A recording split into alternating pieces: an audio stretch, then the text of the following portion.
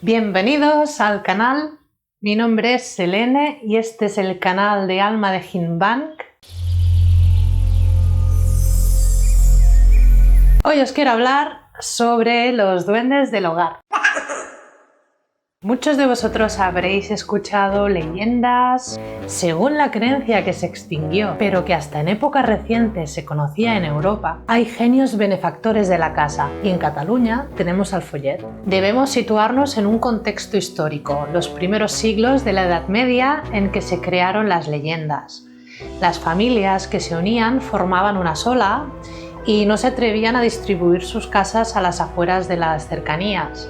Solo cultivaban las tierras de alrededor de los palacios o monasterios. Estas gentes cada noche se refugiaban con el ganado bajo el techo de una villa inmensa. El papel de la mujer era poco importante. Esta fatalidad miserable solo pudo cambiarse en separar las viviendas, cuando se fue suficientemente valiente para cultivar tierras fértiles un poco más alejadas y construir cabañas en los claros de los bosques. La casa aislada creó una familia de verdad. Entonces es cuando nació la mujer. Vemos a la mujer en su casa, pensando en sus ideas. Puede soñar mientras el hombre está en el bosque.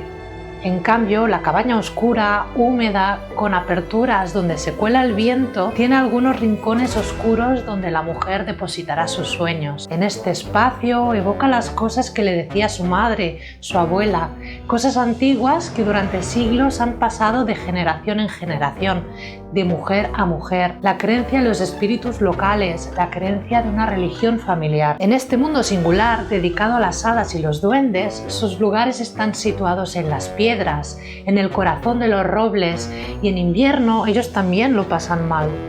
Les gusta el calor, deambulan alrededor de las casas. Antes buscaban el calor del ganado y ahora la ama de casa se priva de una parte para dejarles un poco de nata. Por las noches ella lleva un candil al gran roble donde habitan para que el reflejo de la llama alegre estos seres. En el hogar, cuando arde el tronco, a veces pueden verlo revolverse entre las chispas de la brasa. Él es muy pequeño, pero limpia y trabaja. Es ágil y atrevido y si no se lo controlara quizás haría lo que la suya. Es muy chafardero. El duende atrevido y travieso persigue al ama de casa. Desde que ha aparecido todo prospera. El duendecillo travieso pasa a ser la felicidad de la casa. Esta descripción mucho más adornada la describe Jules Michelet en su obra La bruja. Cuando no encuentra la casa arreglada, sube a la cama del ama de casa, la golpea y le enmaraña el pelo. Una manera de atraer su simpatía es dejándoles dulces. Cuenta una leyenda que el toque vespertino de las campanas de pueblo no eran del agrado de estos seres. Se enfadaron mucho y acudieron al campanario. Liaron las cuerdas de las campanas para evitar que volvieran a tocar. Viendo que no lo consiguieron, huyeron de esas tierras y así fue como se perdieron muchos duendes.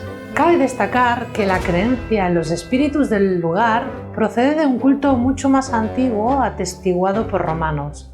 Este culto invita a recordar los lares, una especie de capilla donde se veneraban las deidades antiguas. Delante de estas capillas, los moradores se reunían para comer y nunca podía faltar la sal y la fruta, que les era de ofrenda. También hay la creencia que el árbol que hay alrededor de estas viviendas es el lugar donde moran y se les da culto. Como veis, tiene una estrecha relación con las tareas femeninas del hogar, pero existe un legado posterior a la época del siglo XII, que es la que os he descrito antes, donde se describen estos seres ya con nombres propios y muy conocidos con el nombre de martinicos. Este legado forma parte de la literatura clásica española. Se lo describe como un diablo o un demonio capaz de hacer fechorías e importunar a las gentes del hogar. Aparecen en la narrativa en cuanto el autor pretende dar sátira a su obra. Un ejemplo es en la obra de Calderón de la Barca, La dama duende, donde el autor menciona a este ser de la siguiente manera: luz al duende llevaré,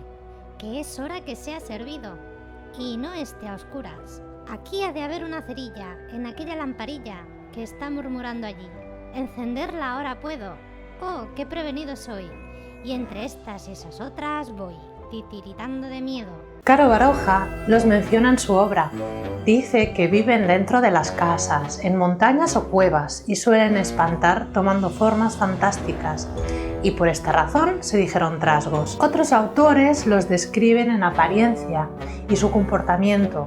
Los mencionan como espíritus familiares, porque están ligados a las personas del hogar. Y ahora os voy a enumerar la realidad de estos duendes en el siglo XVI y XVII. Creían en la realidad de los duendes como demonios de poca categoría, que estos duendes eran caseros, domésticos, que armaban en las casas estrépitos gritando, gimiendo y riéndose, que se les consideraba como guardadores de tesoros fingidos, que se convertían en carbones cuando pasaban a poder de los hombres, que tenían semejanza con ciertos númenes domésticos y secundarios de la antigüedad clásica, con los espíritus de los muertos y de los caminos especialmente.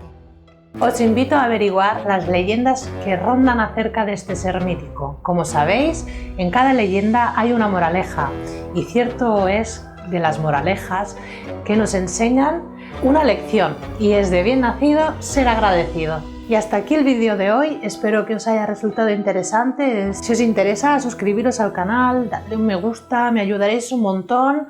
Muchas gracias, hasta el próximo vídeo. Según la creencia que no me acuerdo, espera.